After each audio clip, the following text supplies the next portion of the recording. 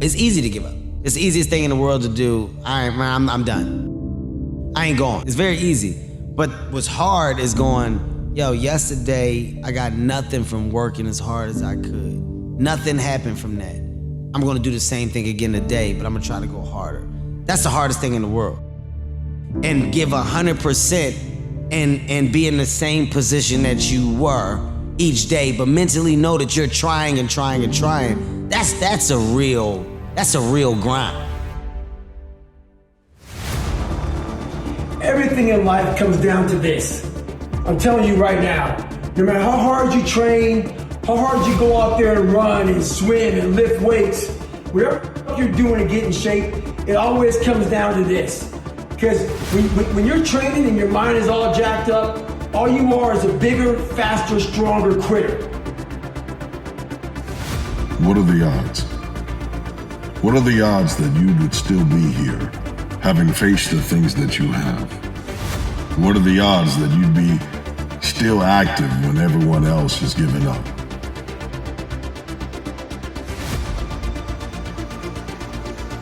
What are the odds that were stacked against you, and yet you're here?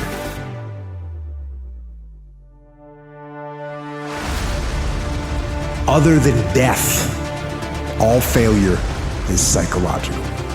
Now, this does not mean that you won't lose some battles, because you will. We all will.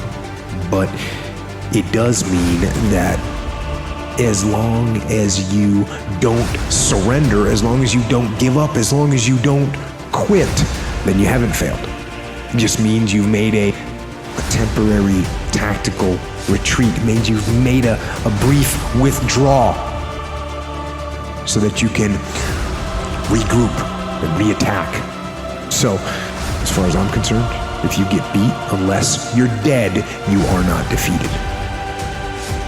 And you have not failed. What you've done is you've learned. You've gained experience. And you're still alive. And you have memories to make. So get up and go get after it. There's a purpose to your pain. There's a reason why you have had to endure. You may not see it now, you may not feel it right now, but there is a purpose in our pain.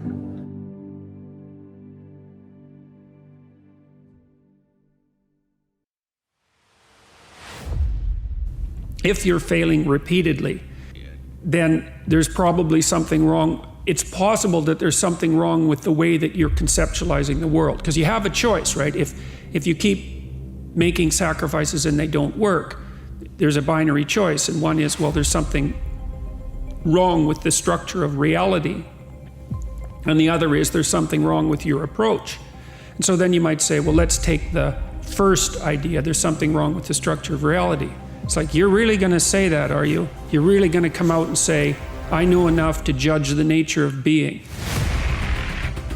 And then the alternative is also quite frightening, because then, it's you that's making the mistakes, and you might be wrong at a really deep level, and that might mean that a lot of you has to burn off and be transformed.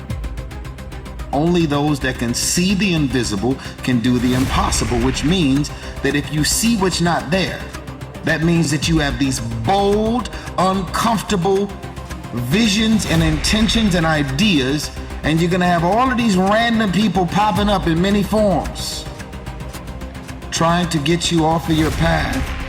And you're so convinced that this is what you're supposed to do, and where you're supposed to be, and what you're supposed to be doing, and the people that you're supposed to be doing it with. You're so convinced that this is what it is. You drive people crazy and you make people uncomfortable, because their goal is to distract you and f*** up your plan. Live your life, make your mark. Don't wake up every day being consumed in everybody else's thoughts and their intentions. You're not supposed to be another person that lived and died and didn't do anything significant. Hide our true selves from the world because we're so afraid to be judged. We're so afraid that people will walk out of their life. We're so afraid to lose this and lose that. I'm gonna tell you something. I want you to hear me clear.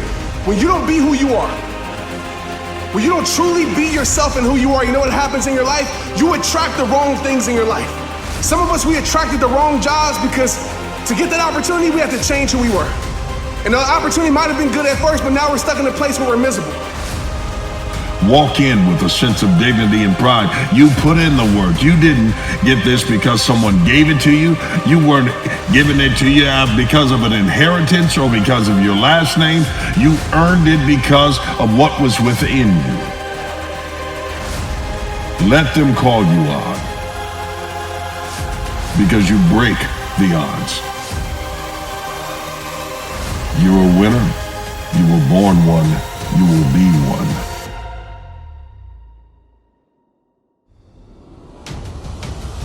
Stop making excuses. Simple as that. You can make a million excuses why you didn't get that raise, why you didn't take that leap of faith. You can make a million excuses, but you know deep down inside, and consciousness is eating away at you. It's not a reason, it's an excuse. And when you stop making excuses, the only alternative is then results. I'm not saying that everything you do you should be successful at. You will have periods of defeat.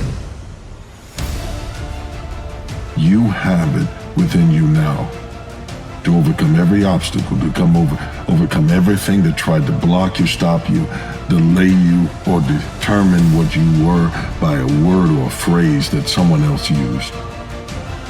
They said you would never amount to anything.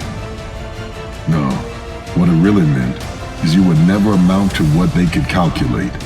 Phenomenal is a choice, and you made that choice. Let the adversity you face today turn you into a better person tomorrow. So in the future, you look back at these struggles and you say to them, thank you. You made me better.